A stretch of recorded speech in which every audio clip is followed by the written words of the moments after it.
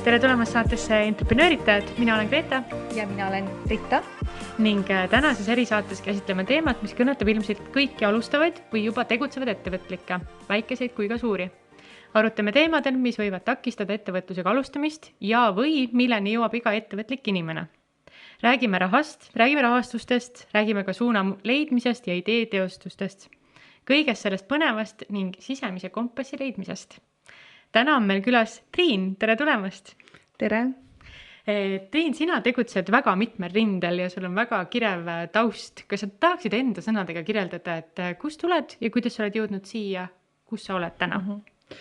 Jaa, et minu nagu siuke ettevõtlusteekond tegelikult algas suhteliselt varakult ja ma mõnes mõttes võin öelda, et ma olen sündinud ettevõtjaks, sellepärast et mu peres on ettevõtlus kogu aeg olnud nagu normaalne. Ja kasvasingi üles pere poeketis, meil oli 2 väikest kauplust ja seal siis toimetasin. Ja ütleme nii, et 15-aastaselt alates mul ema lubas mind asendada juhataja rollis. Ja siis ma juba nagu mõtlesin, natuke on imelik, et ma olen nii noor ja müüjad kõik on nii vanad ja siis ma olen ülemuse tütar ja siis nagu midagi sa pead nagu nii-öelda nagu kehtestama või juhtima, et see 15-aastase juhi mõiste on hoopis teine. Ja siis ma järjest rohkem sain aru, et tegelikult see tuleb päris nagu hästi välja just selle nagu konflikti ja selle poole pealt, et ma ei pea midagi nagu hullult pingutama. Ja teine asi, mis on paralleelselt minu elus on treeneriamet ja noorsootöö ja noortega tegelemine ja nende nii-öelda juhendamine. Ehk siis, et see juhendamine ja juhtimine on kuidagi nagu midagi, mis tuleb nii loomoomaselt mulle ja järjest rohkem, mida vanemaks ma sain, seda rohkem ma sain aru, kui loomuomane see mul on. Ja kui oluline tegelikult mul on olla nagu selles positsioonis oma elus, et ma oleks väga kehv töötaja. Just tahtsin küsida, et kas sa tunned ise, et sa oleksid kehv alluv? Ma arvan, et senikaua need mingid väiksed kogemused on ikkagi, et kuna ettevõtluse võlu on, mis mulle meeldib ettevõtlus, on see, et sa võtad vastutuse. Et töötajana ma võtaks võib-olla liiga suure vastutuse oma rolli eest ja see võib häirida juhti. Mul on hea meel tõdeda, et Eesti juhtimiskultuur on natukene nagu muutunud, ehk siis, et tegelikult juht ei võta seda kui ohumärki, vaid kui meeldivat siukest aspekti töötaja poole pealt. Aga ma arvan, et mulle nagu sobib see vabadus ja see, et ma saan kõike teha nii, siis kui mulle tunneb tunne, tuju, tahe tegutseda, siis nii on. Sa mainisid, et sa oled sündinud ettevõtjaks ja kirjeldasid oma perekonda, aga kas ettevõtjaks sünnitakse siis? Jaa, ma tegelikult ei tea, kas sünnitakse või mitte. Kõigile ei sobi see ettevõtlus, mida sa arvad? Minu lähtepunkt on hoopis see, et kõik ongi ettevõtjad. Ehk siis, et siin ei olegi küsimust. Et tegelikult on kõik ettevõtjad, nad kõik me inimesed sobime ettevõtjaks. See, et meil on mingi arusaam või mingi siuke takistav mõttemuster, et me nüüd oleme töötaja rollis või midagi sellist, siis see on nagu pigem see probleem. Et ma tõesti usun, et igaühest saab ja võib saada ettevõtja. Kus sa selle praktilisema kogemuse või sellise, et sa nägid, et tõepoolest, et isegi kui see inimene suudab ennast nagu ettevõtjana edukalt nagu elus hoida nii-öelda, sest eesmärk on ju ikkagi tulu teenida, on ju. Kas on mingi eredam seik ka, kus sa mäletad, et sa kohtusid inimesega, et tõepoolest, et isegi tema suutis? Ma isegi ei vaatle inimesi niimoodi. Et ma pigem, kuna ma olen keskendunud naisettevõtjatele hästi palju, siis ma näen, kui tohutult palju ressurssi nad kasutavad peres, seda, mida nad saaksid ettevõtluses ära kasutada. Need oskused, mida nad kasutavad peres, on väga sarnased oskustele, mida ettevõtja vajab. See on see rööprähklemine, on ju. Laps on puusal, ise teed pannkooke, samal ajal mees küsib, mis sahtlis mingi asi on. Ja logistika ja kõik need asjad, et see pidev otsuste vastuvõtmine ja vastutuse vastutus see võtmine igas olukorras, et toimetulek, et minu jaoks need on eduka ettevõtja nagu tunnused ja sellepärast mul on nagu raske öelda, et mis on nagu edukas ettevõtja või vähem edukas, minu jaoks ongi siis edukas see ettevõtja, kes julgeb teha otsuseid lähtuvalt iseenda vajadustest. Mitte nii väga sellest, kui suured need käibemahud on. Seepärast, et teine pool minust on raamatupidaja pool ja aastate jooksul mul praegu on 90 raamatupidamisklienti, aasta tagasi oli 100, siis ma andsin kõik ära. Ehk siis, et mul on päris palju erinevaid ettevõtjaid raamatupidaja pilgu läbi käinud ja siis ma näen, et kui isegi käibed võivad olla tohutult head, kasum võib väga hea olla, aga see ettevõtte juht, kui selline on läbi põlenud, ta on depressioonis, tal on kõik eluvaldkonnad on katki. Ma ei defineeriks sellist edukaks ettevõtjaks, et pigem mitte nagu vähem käibemahtu võtta või vähem kasumit, vaid pigem hoida tasakaalu ettevõtluse ja iseenda suhtes seal vahel. Mul on selline ABC küsimus. Kuidas sina defineerid? Mis on ettevõte ja ka miks alustada? Sa ütlesid siin, et iga inimene tegelikult on sündinud ettevõtja. Samas enamus inimesi ikkagi töötavad kellegi heaks. Et võib-olla siit siis, et miks siis see inimene, kes on töötanud kellegi heaks, et miks tema võiks alustada? Miks ta võiks nagu hakata seda mõtet veeretama? Ta võiks alustada ettevõtlusega sellel hetkel, kui ta tunneb, et ta tahaks midagi muud, midagi enamat. Ehk siis, et kui see töötaja roll enam ei vasta tema vajadustele ja ta sees on see tunne, et midagi on veel, mida ta tahaks inimesena, hingena, ükskõik mis selle nagu nime me sinna paneme, et ta hakkab tahtma midagi muud ja siis ta võiks kaaluda, et äkki see midagi muud ei ole minna järgmisele töökohale, vaid see midagi muud võiks ka olla oma asja ajamine, kas või teenuse osutajana. Juba see on nagu see koht, on ju.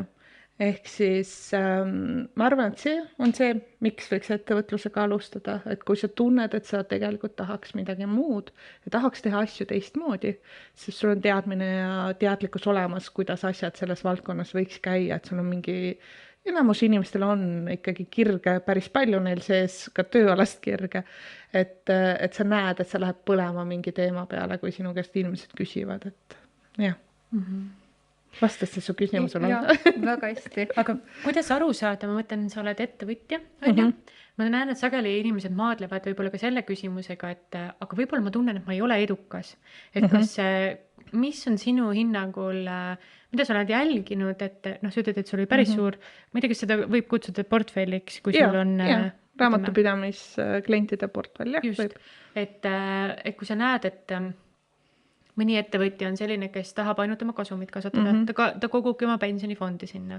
Mõni võtab kõik välja, mõni hullult sahkerdab, on ju, mõni on läbi põlenud. Neid viise, kuidas olla edukas, on ju mitmeid, aga kuidas sa näed, et mis on nende üks ühine joon, kuidas nad ise defineerivad, et edu on? Et nad jätkaks seda? See on huvitaval kombel hästi stereotüüpne. Ehk siis, et ma ei tahaks küll olla väga stereotüüpne, aga minu kogemus on näitab, kuidas edu defineerivad naised versus edu defineerivad mehed. Kas mehed defineerivad seda rahaliselt? Ei, nad defineerivad turvatunde baasilt, et kui nad suudavad oma pere vajadusi, mõnes mõttes rahaliselt, aga see turvatunne peab olema neil tagatud, et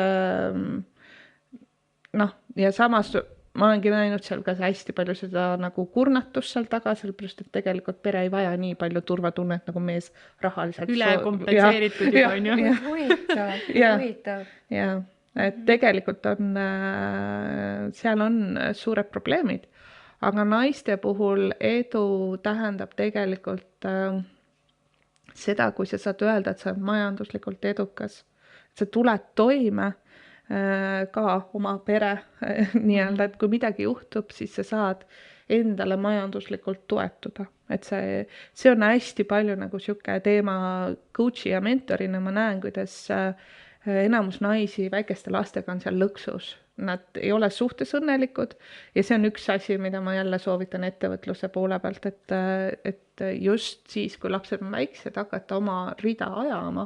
Sul on see vaba aeg sisuliselt nende uneaja arvest või kus Jah, iganes on ju täpselt. tegelikult. Ja tegelikult on ja vanemahüvitise, osad ütlevad, et see vanemahüvitis on naistele tegelikult negatiivse mõjuga, et on liigne siuke turvavõrk loodud päris pikaks Ma ajaks. olen nõus sinuga, väga Jah. mugav on see värk nagu.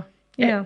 Tähendab, ma korra katkestan su mõtet, aga ma olen ise ka mõelnud, ma ei ole julgenud seda välja öelda, sest ka minu sõbrannade hulgas on Jah. noore lapse emasid palju ja ma näen, et seda nende ambitsioonikus nad tahavad tegelikult teha, aga kuna nagu on siuke muretu elu, natuke ei pea muretsema, aga saad aru, see hetk, kui see karjääri auk sinna sisse jääb, kui nad päriselt peavad pärast sinna nagu sukelduma, võib-olla nad ise kuidagi alateadlikult võtavad ennast sellest virvarrist veidikene hoiavad tagasi, et nad ei peaks selle eest vastutama hiljem. Et siis öelda, et aga mul on 2 last ja mul on lapsi kasvatanud, aga tegelikult ise väga soovivad seda teha. Mis nõuanded sa siis oled andnud, kui nad on tulnud sellise probleemiga? Seepärast, et mina iseenesest olengi kasvanud selle kirekohaga ülesse, kui ma olin hästi ambitsioonikas noorsootöös ja mul sündis esimene laps, siis ma märkasin seda, kuidas ühelt poolt isegi siis, kui naine ise ei taha kõrvale astuda, siis ühiskond kõige valusamalt mul tol hetkel tuligi meelde, kuidas üks volikogu esinaine ütles mulle, et nii, sina nüüd projektiga ei saa tegeleda, sest sinul on aeg kodus passida. Ma mõtlesin, mis mõttes nagu? Mulle meeldib see sõna passida. Ja siis ma läksin sisemiselt nii närvi, sellepärast, et mul just tundsin, et kui ma sünnitasin lapse ära, mul tuli nii palju seda teistmoodi energiat. Ja laps oli väga rahulik, ma ei eelda, et kõigil on nagu siuksed chillerid, nagu mul tol hetkel poeg oli kodus. Ehk siis, et loomulikult, kui lapsel on uneprobleemid ja nii edasi, et siis on teine graafik. Aga mul oli nii palju energiat. Ja siis nagu iga kord, kui ma hakkasin midagi nagu looma, siis väljast tuli nagu see, et sul on väike beebi, et ole lapsega nüüd kodus, hinda seda aega, et sul on lapsega olla kodus. See ei tähenda, et ma vähem hinnan seda aega. Just, me just rääkisime seda, et ettevõtjal on väga loomupärane see, et ma teengi pannkooke, see laps ongi puusal, aga see ei tähenda, et see laps vähem tähelepanu saab, on ju. Ja sealt tekkiski minu enda kirekoht ja ma nagu kuidagi nägin, et see on nii õige minu jaoks toimida niimoodi ja õnneks tollel hetkel mu ellu tuligi selle ruumi, kus me praegu salvestame, ruumi perenaine, kes ütles, et ta oli täpselt samamoodi ja ma sain aru, et selliseid naisi on veel, kellel on sama tunne, neil tuleb energia laks peale, aga nad tunnevad, et see on midagi nagu valet. Ehk siis, et esimene nõuanne on see, kui sa tunned peale lapse sündi või siis raseduse lõpus, juba osad hakkavad raseduse lõpus tundma sellist mõnusat energia vibratsiooni, et midagi uut on tulemas, nüüd on nende võimalus midagi muud teha oma elus, siis ära tee seda valeks. Ehk siis see on esimene nõuanne. Ära pane kaant peale vaata sellele tundele, et see ju hakkab pulvitsema seal sees, eks ju. Ja ongi, et üks hea näide ongi üks klient mul siin, kes lõpurasedana jõudis minuni, nüüd ta on päris edukalt nagu toimetab ja tihti, eriti kui sul on esimene laps, siis kõik ümberringi ütlevad, sa oled täitsa hulluks läinud, sa ei kujuta ette, mis elu endast kujutab, kui sul on lapsed.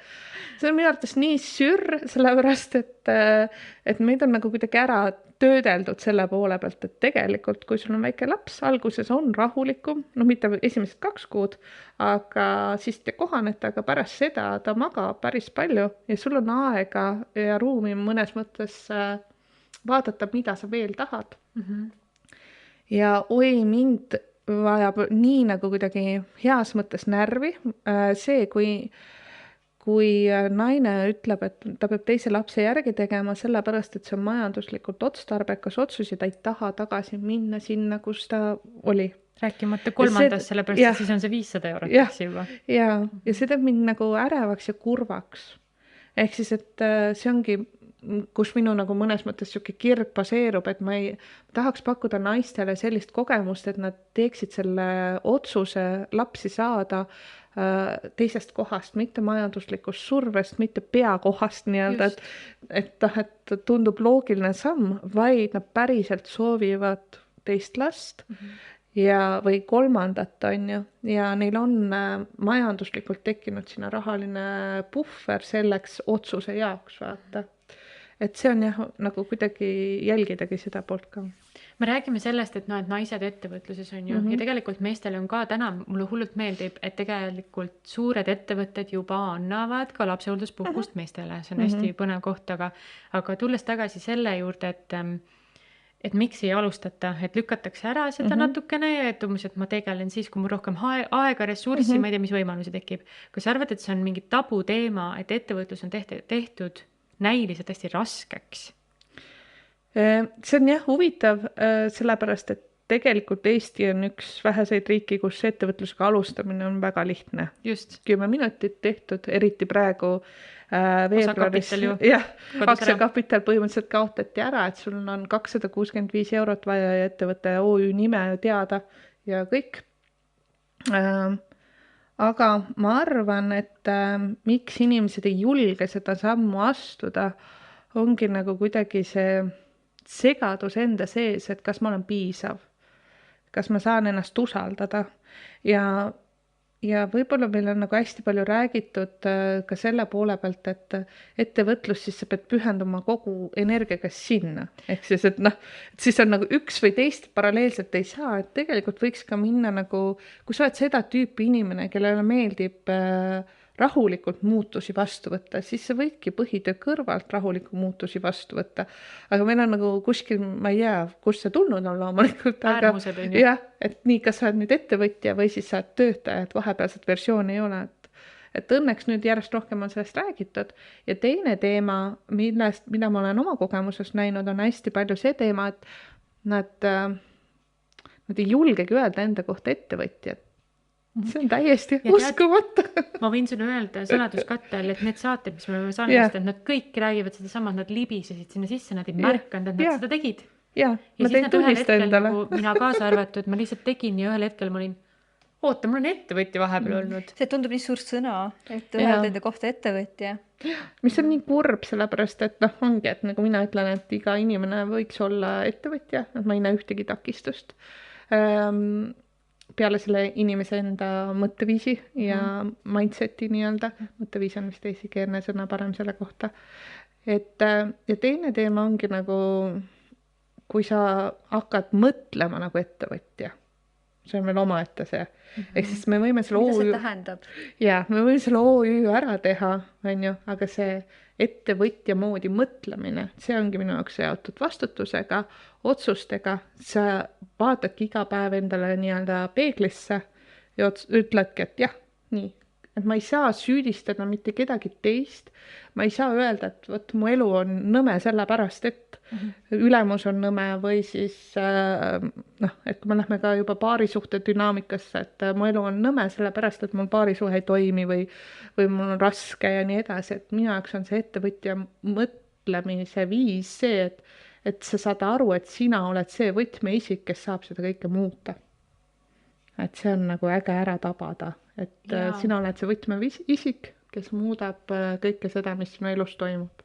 Mulle meeldib, ma toon selle jälle ühte saatesse siia näitesse, aga see on üks minu elu põhi sellist alustala, et selles infoväljas, kus meil on väga palju infot, on väga raske iseendaks jääda. Ehk siis see sama asi, et ma võin ju süüdistada oma riiki, oma, ma ei tea, partnerit, oma, ma ei tea, tööandjad, keda iganes, aga kui mina enda eest ikkagi vastutust lõpuks ei võta, siis kui selles nulli ruumis, kus on hästi palju infot erinevat, mina olen see üks terve inimene, kes hakkab tõlgendama seda maailmat iseenda jaoks. Ja siis see sõel natuke tihedamaks teha, et kõik need infot ei pea minuni jõudma. Ja see, kuidas mina hakkan ennast väljendama, see on juba teiste mure vastu võtta. Mina selle eest enam ei pea vastutama.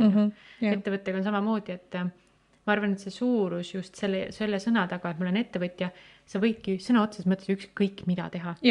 Sa ju ise volitad iseennast tegema ükskõik mida. Ja üks takistus kindlasti, mis alustajatel on see, ma tegin ükskord niisuguse küsitluse ka, alustajatel oli takistuseks, oli idee puudumine. Nad ei saa aru, et tegelikult sa ei pea valima ühte ideed nüüd ja kohe elu lõpuni, ehk siis see ei ole nagu abielu mõnes mõttes, vaid ettevõtlus tähendabki seda, et sa võid iga päev ümber otsustada. See, mis sulle tundus eelmisel päeval, et võt, see on minu asi, sa võid seda muuta kogu aeg. ja noh, tihti alustavad, küsivad ka raamatupidamise aspektist, et kas ma peaks siis uue ettevõtte tegema või kuskile teavitama. Ma ütlen ei, et Eestis ei ole seda kohustust. Sa võid ühel päeval podcast'e teha, teisel päeval saapaid toota, kolmandal päeval, ma ei tea, reise korraldada, mida iganes. Et siis, et võtta ka see surve endalt maha, et ma ei pea leidma praegu ideaalset ideed ja ma lihtsalt alustan ja vaatan, kuhu see läheb. Aga millest sa siis alustad, kui sul ei ole ideed näiteks? Noh, minu enda nagu meetod ongi siis ärimudeli maatriks, kus siis minu jaoks ideaalse ärimudelil on 4 komponenti. Üks komponent on siis, ja kõige tähtsam komponent oled sina ise. Sinu idee tuleb sinu seest. Ja tegelikult sul on see idee valdkond juba teada. Me lihtsalt eitame seda endale. Ehk siis, kui sa võtad lahti, kes loevad raamatuid, kui sa vaatad oma raamaturiiulit, teil on tegelikult 3 top valdkonda teada. Kuidas öeldakse, su 5 kõige lähedasemat sõpra ja hiljuti loetud raamatuid iseloomustavad tegelikult su ära? Jah, täpselt. Ja su äriidee kasvab sealt uudishimust. Meil ei ole juhuslikult antud mingi uudishimu millegi valdkonna vastu. Et kuskil see uudishimu baseerub millegi väga, väga olulisel, mis on sinu jaoks oluline ja seda uudishimu on mõistlik ettevõtluses katsetada, teistmoodi kasutada. Sest paber kannatab kõike. Sa võid selle riiulisse kirjutada selle idee, kui see ei lähe ja siis sa tunned, et sa hakkab punnituskohast tulema, eks ju. Ehk siis see kirg on ülioluline idee valikul. Ehk siis, et sa mõistad, mille suhtes sa oled kirglik ja raamatute ja see, kuhu su aeg kaob nii-öelda. Sotsiaalmeedias, ükskõik meedias, mida sa loed, mida sa tarbid, mis valdkond, sealt sa saad kindlasti valdkonna kätte. Teine oluline ärimudeli osa on siis tegevused. Ehk siis me saame tuua sinna valdkonda muudatuse sisse erinevate tegevuste kaudu, et me teeme midagi teistmoodi kui teised. Lähtuvalt iseenda nagu baasist, on ju, kes me inimesena olema. Ehk siis vaadata ka neid tegevusi, mis päriselt sulle energiat annavad, mis sulle meeldivad. Ja ma ei räägi, enamus inimestele meeldib metsas jalutamine, kõik ei pea matkajuhiks saama, on ju. Ehk siis, et vaadata ka selle poole pealt, et mis on see tegevus nagu tööalaselt, mida sa naudid, mis töölõik on. Et alustada sellestki. Näiteks ma jumaldan Exceleid, need maandavad mind. Raamatupidamine oli alguses mul hobi. Noorsootöö oli mu päris töö, raamatupidamine oli mu hobi. Et kuidas see süsteem ja süsteemi mõistmine oli minu jaoks hästi nagu oluline. Ja see maandas mind ja see rahustab mind. Ehk siis, et võtta ka natukene lahti need, mis sind täidab ka tööalaselt, osadel meeldib hullult koristada, korrastada, süsteeme luua, inimestega suhelda. Et sa võid võtta selle, ütleme, et sa tood näiteks koristamine, aga sa laiendad seda sealt, et tegelikult mulle meeldib korda luua ja hakkadki sealt pihta ja võib-olla sulle meeldib Excelit täita.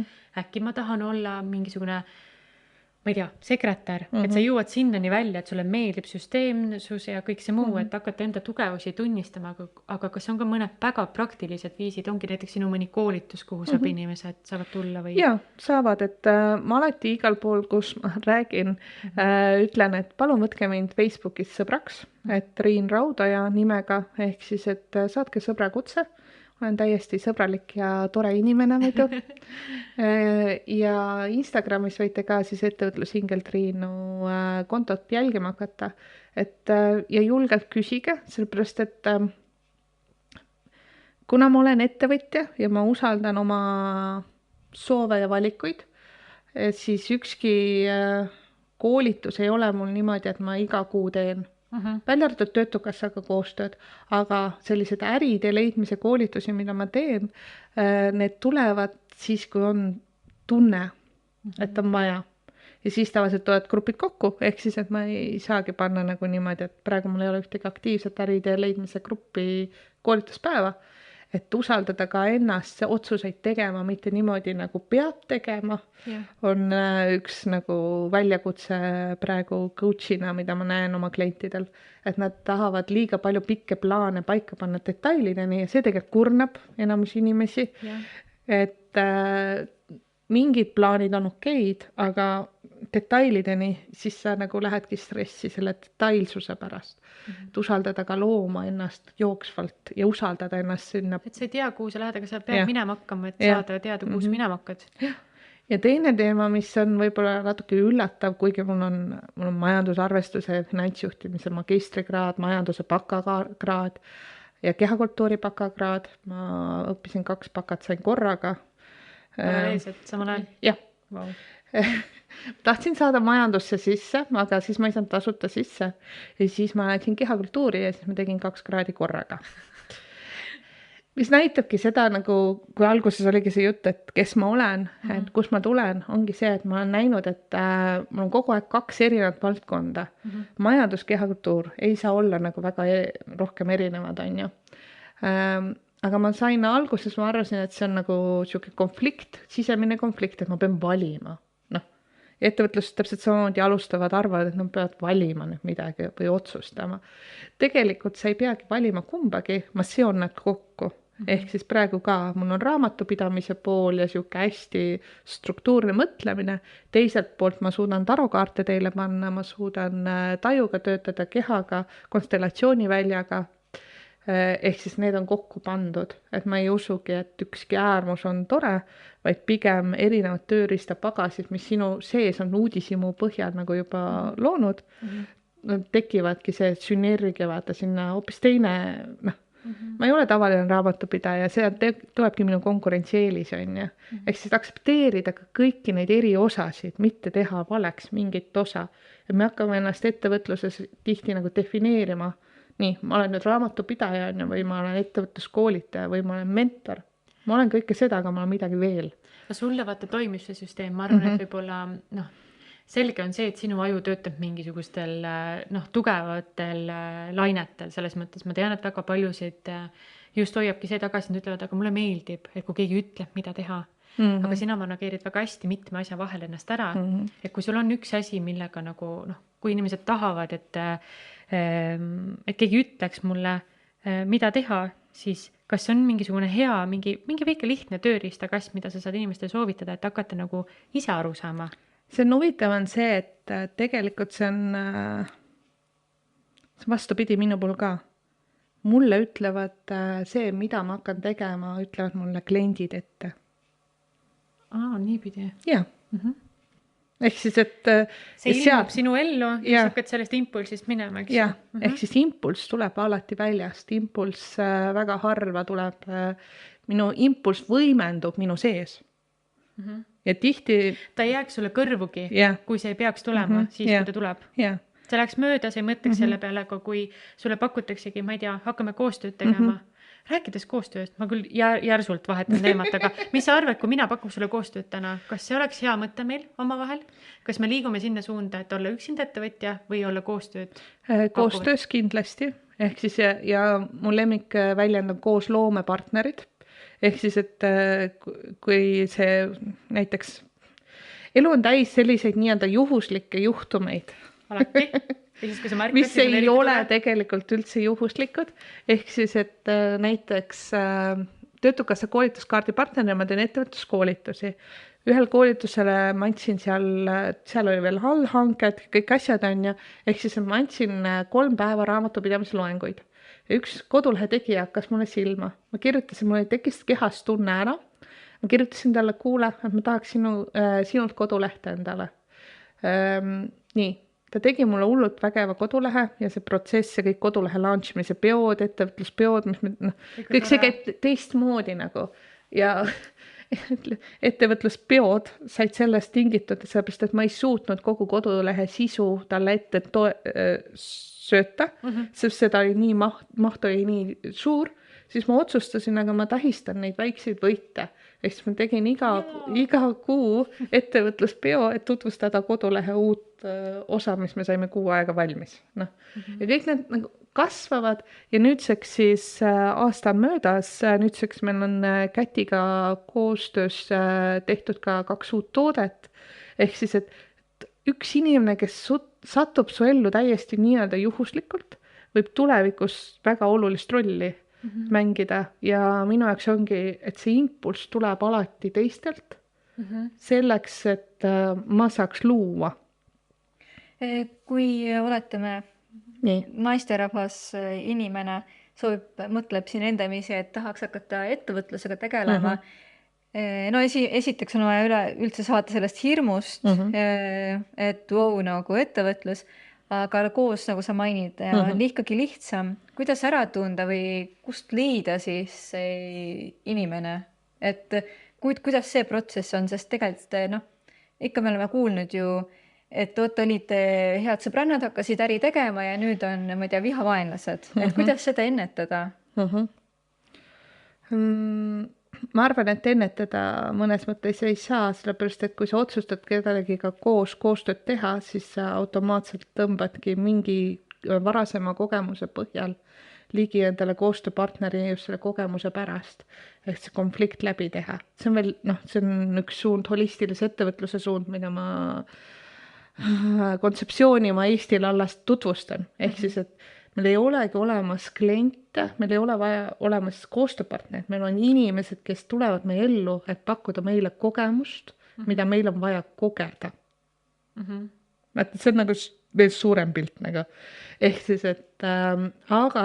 Mina mõistan täielikult seda, ma korra takistasin selle mõtte pealt, aga minu esimene ettevõte oli ka, ma sain aru, minul pirn läks põlema, see sobib mulle, mul on hea selles, ma saan tulu teenida, see oli see oli kõrval, tähendab, see oli see kõrvalprodukt minu jaoks, see raha teenimise asi, et mulle meeldis seda tegevust teha, aga nagu sa ütled, see konflikt, ma pidin selle läbi käima, sest sealt edasi ei oleks midagi juhtunud.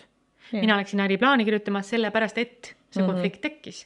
Ma nägin, et ma saan ja sealt läksid edasi, et täna ma olen siin, eks ju, et neid kogemusi täpselt samamoodi hästi nagu kuidagi neutraalselt ja objektiivselt kõrvalt vaadata, et okei, selline asi on, praegu juhtus, eks ju, hakkame vaatama, mis olukord minul siin on. Seda saab öelda inimene, kes suudab ennast juba kõrvalt vaadata, aga just nagu sa ütled ka, et tegelikult see ei ole juhuslik, see on see kogemus, mis sa pead läbi tegema, et minna edasi. Ja siin on see vastutuse koht jälle. Ehk siis, et sa võtad vastutuse selles konfliktis ka enda eest, mitte ei ütle, et see sõbranna oli nõme, et niimoodi käitus sinuga. Konflikt on alati kahepoolne. Ehk siis sa võtad vastutuse ja vaatled seal, aga loomulikult see konfliktis olles on ebamugav ja alles pärast sa saad aru, miks see konflikt oli vajalik. Iga raskus on meie elus tegelikult millekski vajalik, me pärast saame aru, milleks, kuhu see suunas meid edasi. Et tõmmata sealt nagu ka see teadlikkus sisse ettevõtlusesse, et need kogemused, mida sul on vaja kogeda, need on olulised, aga mitte minna 100 masasse. See on teine äärmus. Ehk siis, et me tegelikult teame ammu kehas, nagu me teame, et see, kaua ei kesta. Kuskilt haiseb on ju. Ja, teame nagu. Ja töö ja tööandja suhtes ka. Me tegelikult ammu juba teame, et aeg oleks edasi liikuda.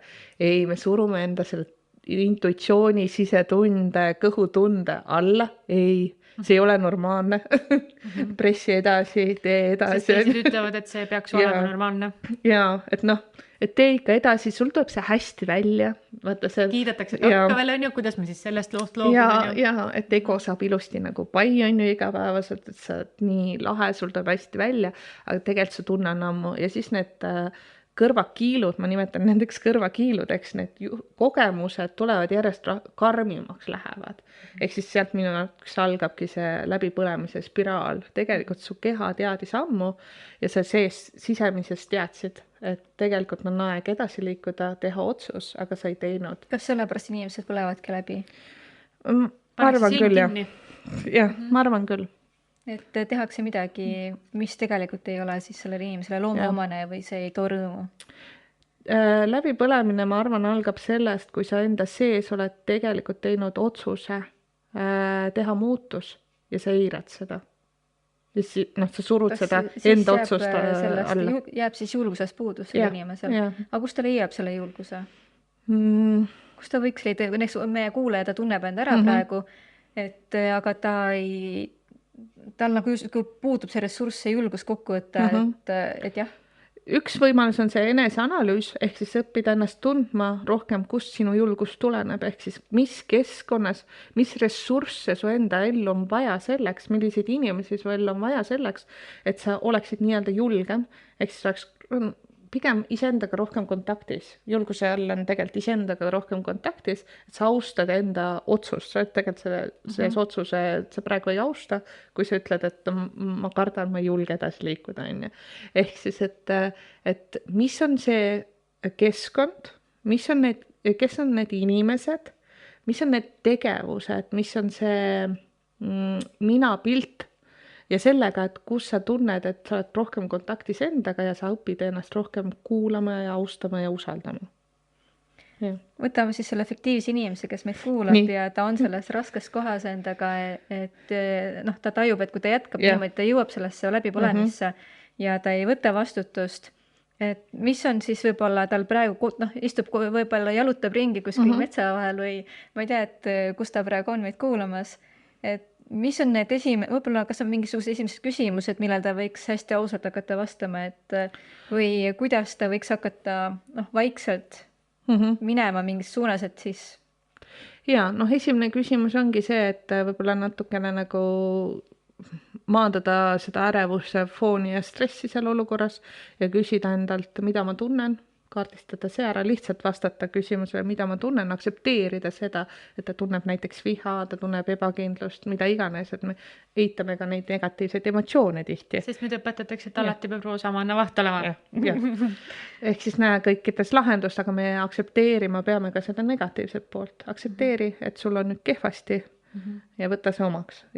Eks ole, sest nagu sa just mainis, kõik on roosa mannavaht, et oleme positiivsed, mõtleme, oleme tänulikud selle eest, mis on, aga siis justkui me eirame samal ajal ju... Seda tunnet, et tegelikult ei ole, nagu ma tunnen, et veel ei ole päris see, mida ma ka sooviks elada, on ju.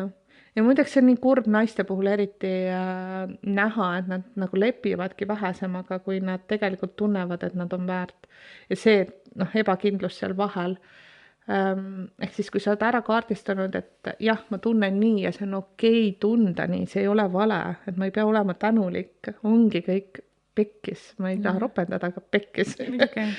Ja see on okei. Järgmisena, mida sa vajad, on see küsimus.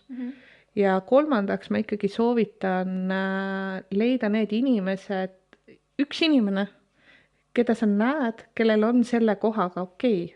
Ehk siis, et ta on nagu kuidagi, sa näed, et tema on sellest kohast läbi tulnud, ma võtan temaga kontakti, et leida...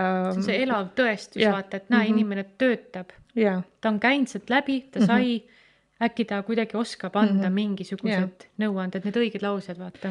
Ja kõige naljakam on see, et kui sa vestled nii-öelda mõne oma iidoliga, siis sa saad aru, et ta on samasugune sassis nagu sina ja see ei hoia teda tagasi. See on okei. Ta ei tea, kuhu ta läheb, aga ta läheb. Jah, et see on nagu, et me lihtsalt nagu vahepeal panemegi nagu mingi pedestalile kuskile mõned inimesed. Idealiseerime täiega üle. Et lihtsalt võtad inimesega kontakti, räägi temaga inimesena, mitte nagu, kuule, sa oled mu iidol, et anna nõu, vaid lihtsalt inimesena ja vaata, mida ta räägib sulle, siis on kindlasti väga põnev. Et mul on enda nii palju momente olnud nagu seal. Jaa, et tegelikult tema on ka inimene, tal ka on vihmaseid päevi, kus ta ei taha päikest näha, eks ju. Aga mulle meeldib, me ühest saates käsitleme seda teemat ka, et kas kadedus versus inspiratsioon, laeng on sama. Alati. Et kuidas sa selle nagu endale ära tõlgendad, kui sa vaatad endale otsa, mõtled, ühe asja pean ütlema, me täna just arutasime selle teemal, et mina tunnen, et kui me salvestame neid salvestusi, siis ma olen see vürtsine osa siin, vaata, et kuule, oota, räägi otsast peale, ma ei saanud hästi aru, et ma ei jää hõljuma kauaks. Ja mul on ka natukene veidi alasti tunne, kui ma neid asju ütlen, sellepärast, et inimene saab otseselt mu pähe. Aga see hetk, kui sinule ei meeldi minu välja öeldud, ma ei ütle sinule konkreetselt, vaid üldse, kes meid kuulab, järelikult ma vajutan väga õiget punkti. Kas ta nüüd näeb kadedust või ta näeb inspiratsiooni, seal on täiesti erinevad spektrid. Küll, et aga inimesed et tunneksid ära selle, kas on inspiratsioonist või kadeduses ajandatud. Kuidas sina näed, et kuidas enamik inimesi, mille peale nad reageerivad paremini? Kadeduse peale. Jah, ongi. Ja see on jälle siuke raske koht ettevõtluses ja ma näen ettevõtjatel ka vastu võtta, et nad on triggerdajad ehk siis negatiivses võtmes käivitajad. et sa inimesena tahad olla see hea ja lahke ja tore roosamanna naine, kes võtab kõik lahkelt vastu, aga vastu võtta sellega, et see eluviis, kuidas sina elad, võib negatiivselt käivitada, võib vihale ajada kedagi teist ja panna oma elus nii-öelda rohkem kahtlema, et kas ta ikkagi päriselt elab seda elu, mida ta tahab. Mitte, et et kas tal on elus hästi või mitte, see ei ole see küsimus, vaid kas ta elab seda elu, mida tema tahab. Ja see on tõesti nagu kadedus käivitab rohkem kui inspiratsioon. Ehk siis tegelikult sisuliselt praegu tuleb sellest välja, et kui sa oled alustav ettevõtja, sa tunned nagu räiget kadedust, kellegi läheb nii hästi, isegi see koht endas ära tunda, et oota, kas siit hakkab midagi tulema siis järelikult. Ma näen võimalust teistmoodi. Minu visioon on teistsugune. Et ei tasu pigem võib-olla isegi see võrdlemine on isegi mõnes aspektis hea, kui sa oskad olla parem või teistsugusem. Mina ise nagu täiega ei saa aru, miks võrdlemine on nii halb, kui meil räägitakse hästi palju. Sest tegelikult seal on hästi palju käivitavat jõudu. Et võib-olla see siis oleneb, et kuidas sa seda võtad, et mis nurga alt, et kas see halvab sind. Ja see on üks asi jälle, ma tegelen ettevõtja stressi juhtimise õpetamisega ka, kuidas siis ennast juhtida läbi igapäevase stressi ja seal on ka, meil on 4 mehhanismi on ju, ehk siis, et tardumine on see, mida sa kirjeldad ja juhtida ennast ka seal läbi, et seal on omad tööriistad ja ongi see üks viis, kuidas ma mentorina ja coachina juhendan neid läbi igapäevast stressi, sest et stress, läbipõlemine, depressioon on mõnes mõttes ettevõtluses, andke andeks, igapäevane elu osa. Me ei saa eitada, et me ettevõtjana liigume läbipõlemise poole. See, kuidas me sellega teekonnal toime tuleme, kuidas me hoiame ennast, see on omaette teema ja seal ei ole, see ei ole nagu midagi nagu, see ongi töö iseendaga, iseenda juhtimine. Et see on see mõtteviis inimesele üleüldse, et kuidas ta suhtub nendesse asjadesse, kõik suhtumise asi. Jah. Mis need ülejäänud 3 tööriista on? Või sa ütlesid, et üks on tardumine? Üks on tardumine, siis on see võitlemine, põgenemine ja mehkeldamine. Mis on mehkeldamine? See on Kersti Türk tutvustas mulle seda. Siuke sõna on Eestis olemas või? Ja ta tähendab natukene teistmoodi, aga naised tulevad mehkeldamisega väga hästi hakkama. See sisuliselt tähendab seda, et sa teed kõik teiste eest asjad ära, väldid konflikte, jälgid, et kõik arvaksid sinust jube hästi, et muretsed, mis teised arvavad sinust, kui sa käitud niimoodi või niimoodi, ehk siis sa üritad olla see hea laps, tütarlaps on ju. Ja see liks ja viisakas. Ja, eeskujulik, ehk siis see on see mehkeldamine, see on ka põhimõtteliselt stressimehhanisme ja ma olen disaininud sinna juurde kontrollküsimused. Ehk siis, et stressi tundmine, kogemine ei ole iseenesest paha. Sa pead mõistma, kas see on päris stressi osa või siis see on pseudostress. Ehk siis su aju tajub seda ohuna, mida ei eksisteeri, sa saboteerid ennast tegelikult. Ma olen mõelnud, et miks inimestel tänapäeval veidi nagu selle suur mõte, et miks tänapäeva inimestel on siis see vaimse tervise teema nagu nii suurelt tõhus, et tegelikult vanasti oli ju mingid päris reaalsed füüsilised ohud, aga tänapäeval sul ei tule karu kuskilt hüppa sulle peale. Kõik meie need mured on abstraktsed ja siis see abstraktsus, see pseudo loob, me jääme nii kinni sinna. Lõppkokkuvõttes sa oled täiesti stressis, keha on pinges. Tardud ära, Tardud ära või mehkeldad või võitled või põgened. Et hästi huvitav tegelikult koht, et kui sa justkui, aga inimesed on nii sees selles ja ei suuda teha selle sammu tagasi ja vaadata, et mis siin üldse toimub. Ja need ongi need kontrollküsimused, mis ma olen disaininud, kus su keha ütleb vastuse ära. Näiteks üks kontrollküsimus on see, et kas ma vajan praegu puhkust? Su keha ütleb jaa, siis anna talle puhkust, ära suru ennast edasi ja anna päriselt puhkust, ehk siis ära ole peas edasi seal stressis. Vabandust, siinkohal mul on see, et vanasti, tänapäeval ma täitsa nagu aktsepteerin sõna puhkus, aga vanasti ei olnud sõna puhkus minu, et puhkus tähendab laiskust. Kuidas inimene saab siis nagu sellest tabust ka välja, et olen seal ise olnud täie. Puhkus tähendab tegelikult minu jaoks närvisüsteemi maandamist. Kuidas saab inimene oma närvisüsteemi maandada? See kõlab kuidagi nii eksootiliselt. Mis see ongi see, et sa rahuned ja lõdvestud. Ehk siis, et me toimime, kui me räägime muutustest, me räägime ettevõtlus on tegelikult kogu aeg sa kasvad inimesena, sa muutud inimesena.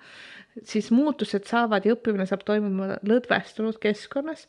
Ehk siis puhkus on vahepeal vajalik tööriist, et saavutada lõdvestumine natukeseks, et jälle kasvada ja muutuda edasi. Koolis kasutatakse väga palju just seda, miks Kersti Türk tutvustaski seda, et õppimine saabki ju toimuda ainult siis, kui su keha ei ole stressis, vaid ta on lõdvestunud ja puhkuse jaoks ongi siis see. Aga teine kontrollküsimus seal juures on see, et mul on hirm iga suur muutus ees. Ehk siis, kui tuleb... Mina tean, mida sa mõtled selle all. Fear of success. Yeah. Kui ma päriselt õnnestun, mis siis küll saama võib hakata, äkki ma päriselt olengi hea. See on palju suurem hirm, ma arvan, kui läbi kukkumise hirm. Ja need on 4, mul on välja töötatud see kõik, et 4 nagu põhimõtteliselt mehhanismi, mis aktiveeruvad meil, kui aju saab signaali, et on oht. Nii-öelda näiliselt tiiger hüppab põõsa tagant, tegelikult ei hüppa. Meil tuleb hoopis võib-olla, on ju. Mingi kehva e-mail tuleb hoopis, on ju. Ja siis, kuidas sa siis eristad selle päris stressi osa pseudostressist ja hästi ilusti, kui ma nagu loen inimestele ette, siis nad saavad aru, me võime siin teha, nii, ma kohe mulle meeldib, see annab nagu lõdvestuse, mulle meeldib kunagi ma ei mäleta, mis budismist, tähendab, kes see munk oli, aga ta ütles sellise lause, et kui elul on liiga palju sulle pakkuda, siis tuleb just sinna virvarri keskele paigale jääda. See on üli ebamugav ja see ongi see koht, kus sa mõtled appi, ma on nii laisk, aga pärast seda teiselt poolt sa näed palju selgemini seda, millega sa võiksid ja peaksid edasi minema. Nii, aga 11, kes on nõus vabatahtlik olema. Nii, räägi ühte stressiolukorda või stressi tekitavat olukorda, mis su praegus on elus aktiivne. Meie podcast. Okei. Ma ei võta sinu eest.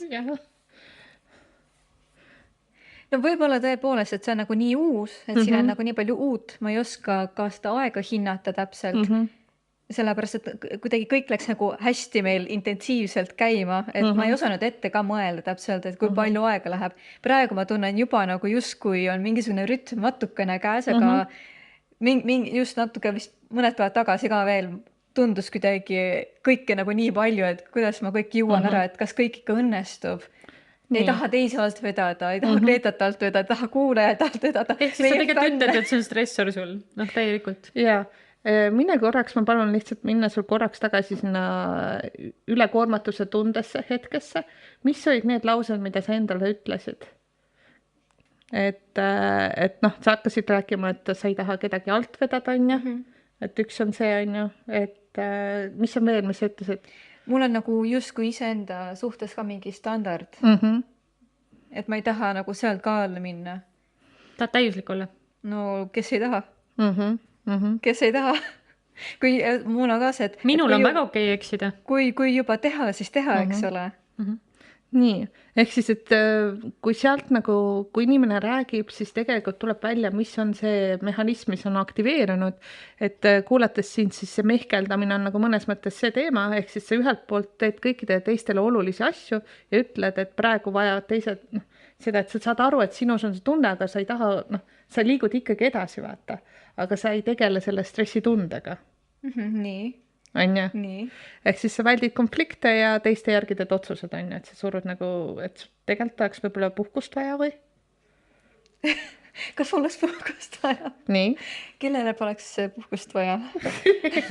No enne sul oli puhkusega oma teema, vaata. Nii, ja kui me räägime mehkeldamisest, siis see ongi see osa, on ju. Teine teema, mis võib-olla oli põgenemine, ehk siis mõtled üle ja ütled, et siuke ületöötamine, pidev kiirustamine, üle muretsemine, keskendumisraskused. et kas selles hetkes, kus sul see ülekoormatuse tunne oli, kas sa nagu hakkasid räpsima või mismoodi see... Ai jaa, ma olen väga hästi hakkan kohe rapsima, mul kõik lendab juba siis silme ees ja siis hakkad vead ka veel tekkima, sest on vaja hull kiiresti kõik vaja hästi, väga hästi ja perfektselt ikka ära teha. Aga siis, kui ma hakkan nagu niimoodi toimetamine, siis tulevad vead ka tegelikult. Ja, ehk siis, et mulle tundub, et sa tegeled põgenemisega ja seal see küsimus sinu sees küsid, vaatad, kuidas su keha reageerib. Kas ma soovin rahulikult, põhjalikult asjad enne tegutsemist läbi mõelda? Või antud kontekstis sa lihtsalt ei usu endasse piisavalt, et sa tuled toime selle kõigega? Kas uuesti, et ma pean valima ema kumma või? Ja vaata, mis su keha ütleb, mitte pea. Sel hetkel, mis päeval see oli, kui sa niimoodi tundsid? Mul on kõik päevad juba nii sassis siin omadega, aga no see ei ole nüüd nii ammu, et täna on meil... No teisipäev, ma arvan, oli see. Jah, ma arvan, et teisipäev näiteks. Ja, ehk siis, et kas sa soovid aega võtta, et rahulikult asjad läbi mõtelda enda jaoks, enne kui sa tegutsed, või tegelikult sa lihtsalt ei usu endasse piisavalt, et sa tuled selle kõigega toime? Ju vist see esimene variant. Selles mõttes on võib-olla sul nagu, me ju teeme koostööd, mina ju surun ka teda vaata ja vastupidi, et me selles mõttes ma arvan, et miks sul, ma näen, et sul oleks aju veits errorist, sest need mõlemad variandid tegelikult sobiksid, aga kuna mina olen väga suur, ma genereerin vaata ja teeme täna, siis mul on homme see juba, et mina ka survestan vaata, et võib-olla see oma piiride kehtestamine ka, et võib-olla see ajabki siin stressi, et ma võin peale lennata. Samas ma nagu tahan ka vaata, et sa lendad küll peale, aga samas ma nagu see hullult on nagu põnev ja ma tahan nagu teha teiselt poolt. Aga samas ma tahaks nagu, et mul nagu oleks seda aega ka. Ehk siis, et see nagu lahendus iseenda juhtimise võtmes võib-olla ongi see, et sa lood endale selle ajaruumi, kus sa asjad rahulikult läbi mõelda. Ehk siis, et sealt tuleb sul sisend, on ja. Ehk siis, et sa võtad ja lood enda peas või paberil on parem struktuuri, enne kui sa hakkad tegutsema, et sa ei lähe sinna rapsimisse sisse. Kui tuleb uut infot peale. Aga mul ongi see koht, et ära tundes, ma lähen juba nii rapsimisse sisse, et sealt nagu välja tulla, et nagu väga keeruline, et väga pikk teekond hingeliselt tundub. Jaa. Ehk siis, et seal ongi nagu võib-olla see üks ressurss. Kuidas siis nagu, kui mina kukun oma rapsimisse ära, kuidas ma saan sealt nagu sammu nagu välja teha? Mida sa soovitad siis? Siis on anda, delegeerida see osa sulle. Aga tore. Mina suudan manageerida. Ei, sa lihtsalt küsid talle, et kas teeme kõigepealt ühe plaani, et sa saaksid kõik asjad paika enda jaoks. Ja saad sa aru, ta teeb seda intuitiivselt ja see on lahe, et siis ei märka seda. Sest sa ise küsid mul kogu aeg, mis see plaan on siis. Mina olen see, kes ei suuda plaani välja niimoodi, ma suudan enda jaoks, aga ma ei suuda ära anda. Minul on see probleem, ma ei oska ära anda. Ma teen kõik need asjad, püüaks ise ära teha. Aga tema on see, et oota, mis plaan on siis. Sa tegelikult suudad seda manageerida. Ja aga siis võtke see hetk mõlemad ja tehke plaan, siis sul on palju lihtsam selle muutusega toime tulla. Et lihtsalt, me saame siin tasuta coachingut laivis. Aga see on väga eluline näide tegelikult. Ja ongi, te ei ole ainukesed, see on täiesti normaalne nii. Aga minul on, ma arvan, et see on selline varjatud hirm ka näiteks kaotust vastu võtta, et sa oled ennast alt vedanud või teist alt vedanud või kogu seda ettevõtmist alt vedanud. Et kuidas sa annad, kas see on ka siis üks viis, kuidas kaotust vastu võtta, mis on ka sageli ettevõtjate puhul, et nad ei oska lõpetada ka vaata sel hetkel, kui juba ei suuda enam. Jaa.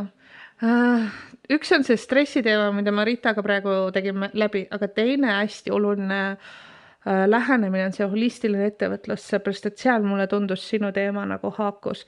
Me ehitame, tahame või mitte, alateadlikult teadvustamata, me ehitame oma elus sündmusi ühe nähtamatu keti peale.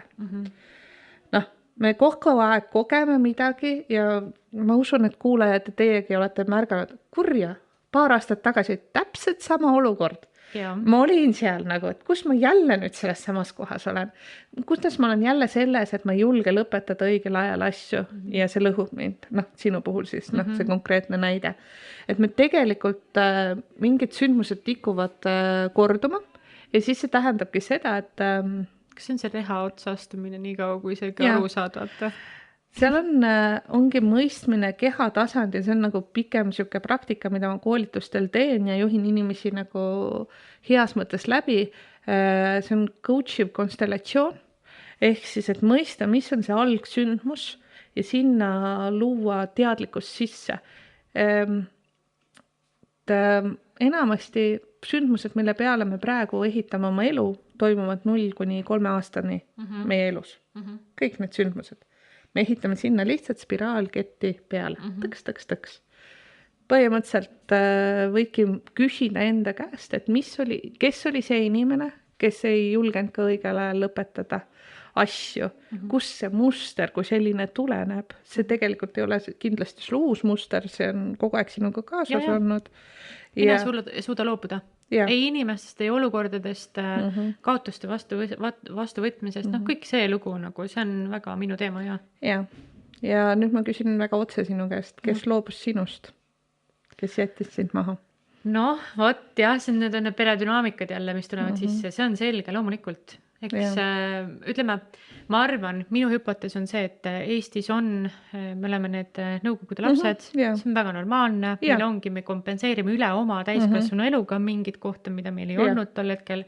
Minul antud juhul oli isa, kes ta küll jäi, ta on füüsilist elus ja kõik muu, aga teda ei olnud olemas. Ehk siis ma hakkasin kompenseerima mingi kohta, mida minul ei olnud, Ja ma tean, ja ma olen hästi teadlik selles, et aga kuidas sellest nüüd, eks see on ka siuke teraapia ja kõik muu ja ma tean, et ma võiks ja peaks käima, aga tead, ma tunnen minu jaoks ettevõtlikkus, see ongi see koht, mida ma endast täidan, et ma ei pea enam saad aru, nendesse olukordadesse nii väga kinni jääma rattasse. Vaata, see ongi see, et ma ei kutsu sind sinna tagasi minema. Ma kutsun sind tegelikult iseennast juhtima sellest teadlikult välja. Praegu sa kordad seda mustrit, järelikult sa ei ole selle teema ettevõtlikkuse kaudu, kuigi sa ütled mulle, ära lahendanud. Ehk siis, et ma kutsun sind tegema juurde, ma kutsun seda tervendavaks teoks. Ehk siis, et üks asi, mis meil inimestel on hästi palju, praegu eriti materdatakse spirituaalsust, on ju. Ehk siis, et vaimlemist, mina kutsun seda vaimlemiseks. Siuke. Ehk siis, et loomulikult on oluline ka minna sinna taha ja küsida need küsimused, on ju. Aga me ei pea kogu aeg, see on 3 mudelit, ma vaja vaata seda. See visuaalne vaata, 3 mudelitest tõstab käe üles, et esimene on seal, eks ju. Ehk siis, et iseenda juhtimine on läbi 3 mina. Ehk siis see mina, mis sind mõjutab, see on alateadlik. Kas me oleme nõus seda vastu võtma või mitte, on meie enda teema, aga see mõjutab meid niikuinii. Kõik meie mineviku sündmused meid mõjutavad. Nii. Aga kui me jääme oma praeguse mina ja mineviku vahel pendeldama, me hakkamegi kaevama sealt, on ju, siis me ei liigu ettevõtluses kuskile edasi. Tore on, põnev on, loomulikult sa kindlasti tahaksid seda ise teemat terapeudiga seal lahata, on ju, ja vaadata, kuidas see mõjutab ja nii edasi. Ja konstellatsioonidega, see on vajalik ka, et teadlikkust tõsta. Aga kogu aeg käia seal all kaevamas ka ei ole elu terve. Mul on selle podcasti tegemisega esmakordselt, kus ma lihtsalt kirjutasin ise ümber selle, mul see väsimustunne tekib üle selle, ma ei viitsi enam, see ei ole enam see versioon minust, ma olen täiesti uus inimene, ma kirjutan ennast enda kehasse nii-öelda sisse tagasi, ja tänu sellele ka on meil, läheb nii nagu läheb, ongi palju teha, kõik läheb lahti kohe. Ja järgmine teema ongi, mida sina praegu teed, sa teedki tervendavat tegu. Ehk siis, et sa lood konkreetselt tegutsemise energiaga või te loote. Te tegutsete, aga te loote midagi uut, sellega tervendus sinna oma isa sellesse loobumise tundesse ja kui sa ise ei teadvusta, ehk siis kui ma ei oleks küsinud sul on juba endaga tööd väga palju tehtud, sa teadvustad endale, et see on see muster, mida sa hakkad praegu muutma läbi podcasti tegemise. Minu jaoks ongi ettevõtluses need teod, mida me teeme, need muudavad meid inimesena ja need ongi siuke elu eesmärk, ma ütlengi nii suure sõna. Aga ütle. Vaatsi korraga. Elu eesmärk ongi iseenda uut mina kogu aeg muuta. Kas ma võin sulle öelda, mis minu elu mõte on? Elu mõte on anda mõttel elu. Jah, täpselt. Ja kuidagi see võtab nii kokku ennast. Ja need mõtted tuleb veel. Need muutuvad. No ongi. Ja julgedagi kogu aeg muutud. Sellepärast ma ütlengi, et see on igikestev elu eesmärk, et sa õpidki kogu aeg ennast tundma rohkem. Erinevate kogemuste ja ettevõtlus on kõige võimsam tööriist üldse õppida ennast tundma, kogema. ehk siis, et aga see teadlikkuse kohta, et mis on teine teema, mis nagu lõhub, on see, kui need materialistid lähevad sinna eesmärkide põhjal, vaata vanasti on see coaching oli ka hästi, võtame eesmärgi ette ja lähme. See ka õige ei ole, siis ta käib nagu seal mudelis niimoodi, mu praegune mina, ma surun ennast tulevikku ja siis ma lõhun ennast aga sinna. kui see ei ole hea, siis mis on see alternatiiv? Seal ongi alternatiiv see, et sa oled teadlikult nõus minema sinna alla, mõistma, mis sind päriselt mõjutab, tooma selle osa keskele. Need, kes kuulavad, need, kes kuulavad, neil on võib-olla raske visuaalselt, mul on käed siin juures. Nii, ehk siis, et tood selle keskele, selle teadlikkuse.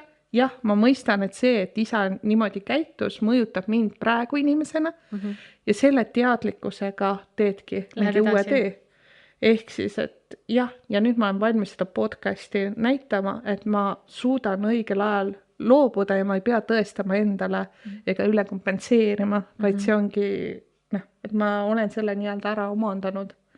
See on see, et kuidas ma ütlen, sa nagu iseenda suhtes saad iseennast relvituks. Sa nagu ei hakka jälle kangutama kuskilt põhjast mingeid asju. Sul on see, et näe, kõik on laual, ma võtan selle vastu, see on minu lugu. Aga sa ei pea defineerima mind jätkuvalt kogu aeg käima ja tooma mind tagasi sinna, sest see on ka kurnav, see on tohutult ressursirohke.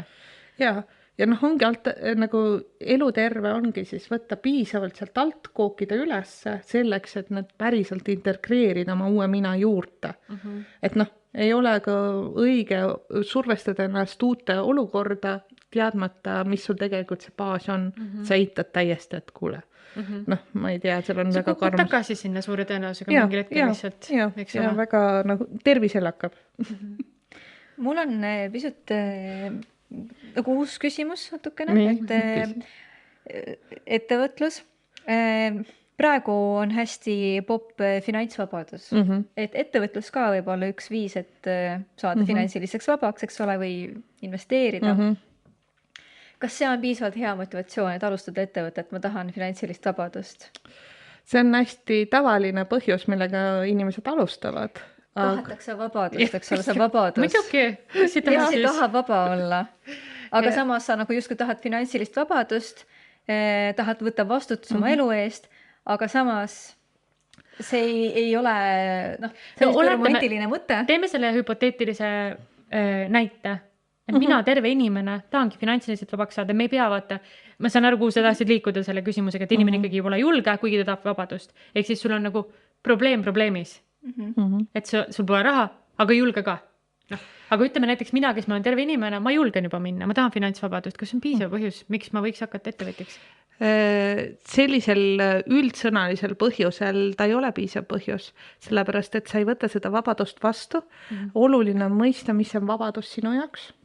Inimese jaoks, mitte nagu see, et palju pangakontol on, vaid inimese jaoks. Õnneks on hästi palju rikaste raamatuid viimasel ajal tõlgitud ja nad kõik räägivad, et see vabadus ei ole see, mis on pangakontol, vabadus on see, mis sul tunne sees on. Et mis tähendab sinu jaoks vabaduse tunne, see on mõjuv põhjus minna edasi. Ehk siis, et ma soovitaks sul järgmisena defineerida enda jaoks ära, mis on vabaduse tunne, kuidas sa tunned seda tunnet ära, jah, ma olen vaba. Ja see ei tähenda, et sa oled ülejäänud elu Palmisaarel, seal hakkab igav. Usu mind, tal hakkab igav. Täna sõitsin siia, me oleme täna Tartus salvestama, ma sõitsin siia nagu Tallinnast, teine energia üldse, Tartul on alati selline kodumid, villased sokid, saad aru, selline hõng, Tartu Ülikool. Tallinnas on nagu aeg on raha, üleeile oli vaja, on ju. Ja siis ma sõitsin siia, siis ma vaatasin neid väikseid talukülakesi, ma tahaks elada, aga ma tahaks, et see oleks valik, et ma käin linnas. Ja ma arvan, et ma valin kindlasti linnas käia selles energias, aga ma kindlasti ei ole see inimene, kes paalil endal jalad seina peale paneb ja mõtleb, et kuidas saaks ainult nüüd ennast avastada veel rohkem. Mul on vaja seda impulssi, minu aju töötabki sellisele moel. Ja minu arvates need miljonärid räägivad kõik täpselt sama lugu. Nad räägivad, et nad leiavad nii-öelda kire ja nad töötavad edasi. Nad defineerivad ära, mis on see vabadus ja mina ise tean, mis on see vabadus minu jaoks. Minu jaoks ongi vabadus olla finantsiliselt vaba naine ja seda ma olen saavutanud, et mul ei ole vaja meest, kuigi mul on 21 aastat keskkooli kallimaga suhe, et mul ei ole vaja meest, ma tahan meest enda kõrvale, vaata. Et need on nagu, see on halleluuja, ma olen täpselt sinna samme jõudnud, et see ei ole vajaduspõhine, vaid see on mu soov. Jah. Ja ka majanduslikult just poole pealt. Ja siis teine vabaduse teema, mis minu jaoks on hästi oluline, on see, et sa saad võtta ükskõik mis otsuseid vastu sellel hetkel, kui see tundub õige.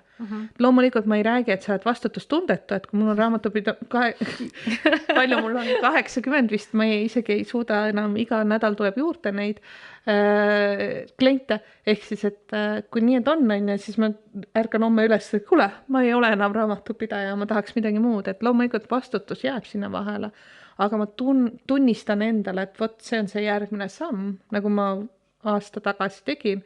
Mul oli nii tugev tunne, et ma pean raamatupidamise koormust vähendama, ma andsin kõik kliendid ära teistele raamatupidajatele, kinkisin oma portfelli ära, kõigil oli nii, miks sa niimoodi teed, sa võiks müüa raha eest, ma ütlesin, ei, see ei ole see sama, ma tahan niimoodi toimida, tahan teha midagi teistmoodi.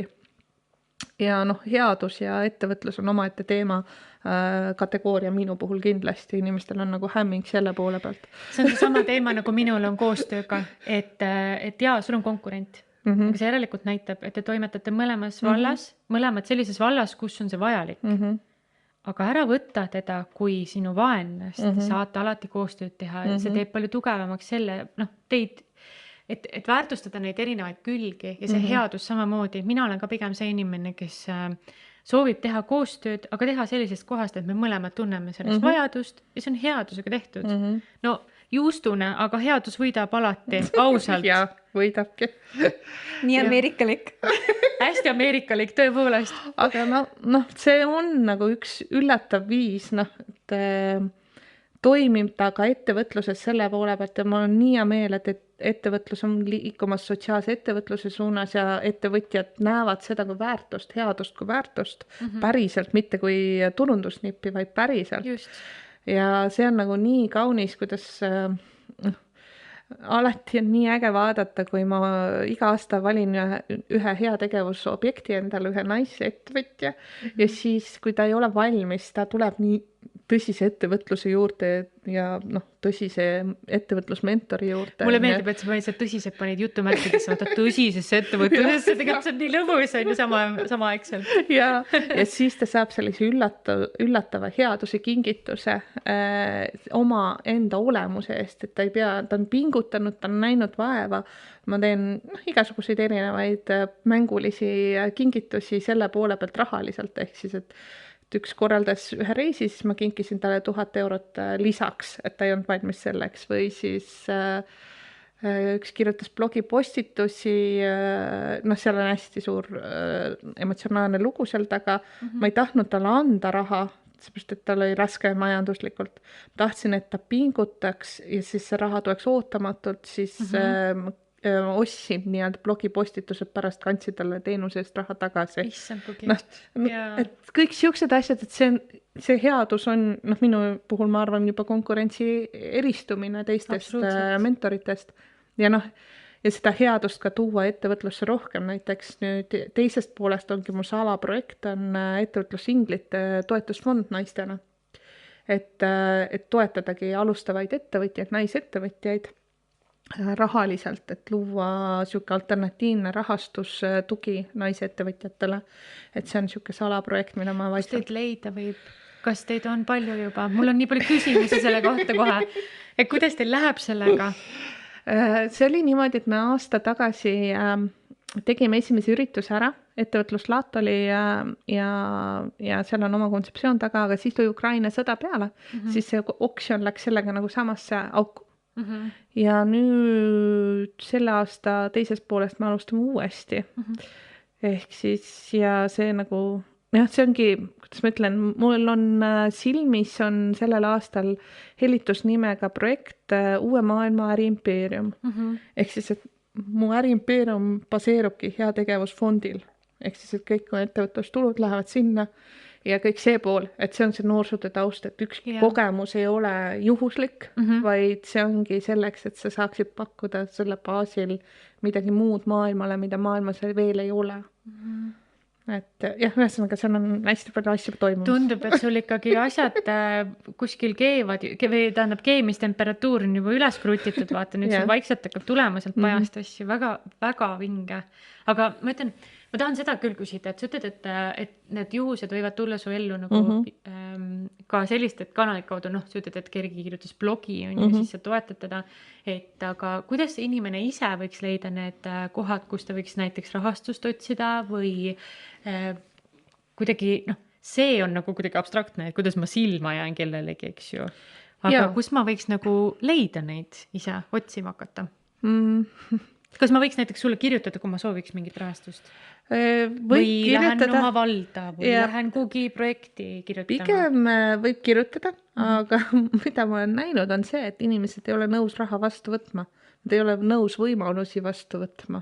See on see fear of success. Ja see on täiesti uskumatu, et probleem on tegelikult selles. Ma olen ju töötukas... Üldse küsimuses või? Küsimuses kui sellises, kas nad on väärt, kas nende idee, nende mõte on väärt midagi. Väga palju fonde on sellepärast kinni pandud, et ei ole taotlejaid. Noorsootöös ka. See on minul täiesti hinge asi, seepärast, et mina käisin eksmehega, me kolisime, saime pärandina suure maja ja ma saingi teada seal ettevõtluspäeval, mis oli Tallinnas see konverents, räägiti, et saate aru, taodelge lihtsalt. Meil ei ole kedagi taotlemaski.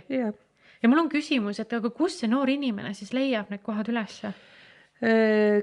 Kõige parem. Kõik. Noor ettevõtja. Noor ettevõtja, alustav ettevõtja. Kõigepealt on tegelikult arenduskeskused.ee lehekülg. See on siis üle-Eestiline võrgustik ärinõuandlates, arenduskeskustest, ettevõtluskeskustest, kus on meil igal ühel 5 tundi tasuta konsultatsiooni ettevõtluskonsultandiga. Ja seal on ka MTÜ konsultandid, mina pooldan mitte küll alustavatele, aga pärast ma pooldan ärimudelit, sul on üks OÜ käibemaksukohustuslane, üks OÜ mitte ja üks on mittetulundusühing. Ehk siis, et seda valdkonda arendada läbi mittetulundusühingu. Ehk siis, et seal on konsultandid tööl, kelle ülesanne ongi sind nõustada, meil on igal ühel 5 tundi tasuta aega, minge pange oma maakonna konsultandi juurde aeg kirja, rääkige oma ideest talle kõigepealt, tema aitab kaasa, kuidas ja mis. Teine koht ongi siis see töötukasse süsteem, ehk siis see 6000 eurot. Siis võid julgelt minule kirjutada, ma juhendan sind sealt läbi. Et kuidas see oleks mõistlik teha ja kui sa mõtled, see töötuna arvel olek ei anna mulle midagi juurde, see on hull tüli, siis kirjuta lihtsalt, et vaatame sealt. Ja loomulikult EAS-ist ja kõik need, et aga ma soovitan arenduskeskused.ee-st alustada. Ma küsin sult hästi jäiga sükse küsimuse. Teenusena või tootena? Ütleme, kui meil on kuulaja, kes tahab toodet teha, kas tal on teistsugused rahastusvõimalused, kas neid on rohkem või? Ma arvan, et ideaalne oleks, kui sul on ärimudelis mõlemad pooled. Finantsiliselt iga toote juurde saab teenust müüa, iga teenuse juurde saab luua toodet. Ehk siis, et... Üks ei välista teist olemata. Et aga ma arvan, et seal ei ole tegelikult... Igas valdkonnas on erinevad rahastustingimused, loomemajandus ja see on suur maailm. Et alusta arenduskeskustest, nemad juhendavad, kuhu sa peaksid oma valdkonnas, ta on hästi valdkonna spetsiifiline, et isegi ei oma, kas on toode või teenus, vaid valdkond, kuhu sa tahad siseneda, on oluline, et see valdkond on vaja ära valida enda jaoks. Kuidas sa oled ise näinud, kas rahastusi saavad enamjaolt kõik, kellel on piisavalt tugev äriplaan? Minu koolitustel läbijad 90% saavad rahastuse. Ei ole seotud see äriplaane tugevusega või mitte, vaid seal on omad tingimused, millele lihtsalt tuleb ära kirjutada see taotlus. Ehk siis... Seda on hea kuulda, sest minul on jällegi vastupidine kogemus olnud. Et ma tean, et Eesti Töötukassa statistika on natukene väiksem, aga minu 3 aastat või 4 aastat on see statistika on selline, et ma saan seda statistika baasil väita. Ja kui ma tahan üksinda minna, tahan projekti kirjutada, kas on ka selliseid kohti, kus saab projekte kirjutada? Aga enamasti on mittetulundusühingutele need avatud. Ehk siis seal on, OÜ-del on ka, et EAS-ist ja sealt poolt saab, ta on riigi tugiteenuste keskus, on ju, sealt alt küsida, aga MTÜ-de puhul on omafinantseeringu määr on madalam. Et siis sellepärast on mõistlik MTÜ-na ja noh, seal on arenguhüppefonde ja nii edasi, et neid pool ka. Väga põnev, väga põnev. Mina sain nii paljudele asjadele, just nendele, mida ma tahtsin ka saada, ma sain neile vastused.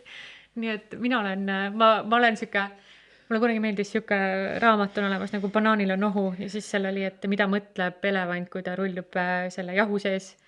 Ja siis mul on, see on lihtsalt nii tobe naljakas, aga et ma olen suur pelmeen, et mul on täpselt see sama tunne, aga ma olen nagu suur pelmeen, mul on hea olla, vaata, ma sain kõik kätte, mis ma tahtsin saada. Suur tänu sulle, aitäh. Hästi vinge saade. Ja see on hästi informatiivne ja mulle väga meeldis, et sa oskasid ka kõigile näiteid tuua, see enesekindlus, ma näen, et sa teedki seda, mida sa teed nii heast kohast. Et see kannab nii ilusti välja, aitäh sulle, tõesti suur tänu. Ja kuidas me sinuga siis viimase küsimusena, kus me sinuga siis ühendust saame? Ongi Facebookis, võtke mind päriselt sõbraks, palun. Okay. Et Triin Raudõe kontolt ja ettevõtlusingel Triin Instagrami võite followda ja kirjutada. Ja sul oli ka ettevõtlik mõtte koolituskeskus on, siis ettevõtlik.ee on koduleht, et sinna võib ka kirjutada. Ühesõnaga, kõik on ettevõtlik. Oleme ettevõtlikud. Võtame ette siis, hakkame mitte, võtame ette. Aitäh sulle, Triin, ja suur tänu ja tõesti hästi palju edu ja õnnestumisi ka edaspidiseks sulle. Ja, aitäh. Suur tänu minu poolt ka. Hästi huvitav oli seda intervjuud läbi viia. Tõepoolest, ja ma pean ütlema, et tasuta coaching. Ja, tasuta coaching. Pluss, ma ei tea, ma siin istun ja siis ma vaatan, kuidas me siin istume nende mikritega ja ma tunnen, et ma lihtsalt nagu nii ettevõtlik. Ise ka imestan nagu vau. Ja palun võtke omaks seda, et te juba tegelikult olete ettevõtjad. Aitäh, ma üritan. Ja võtta päriselt omaks seda, et te oletegi juba ettevõtjad. Need, kes kuulavad ka, kui te juba kuulate ettevõtluspodcasti asju, siis tegelikult, come on, mida te vaatate endale? Sina seal, kes sa kuulad meid, sa oled juba ettevõtja. Ja võta see mindset või mõtlemisviis endale omaks ja vaata, mis see loob. See loob midagi muud. Suurepärane. Aitäh sulle. Ja võtame otsad kokku ja siis saame seda erisaadet kuulata nüüd tagantjärele. Aitäh ja teeme nii. Tšau!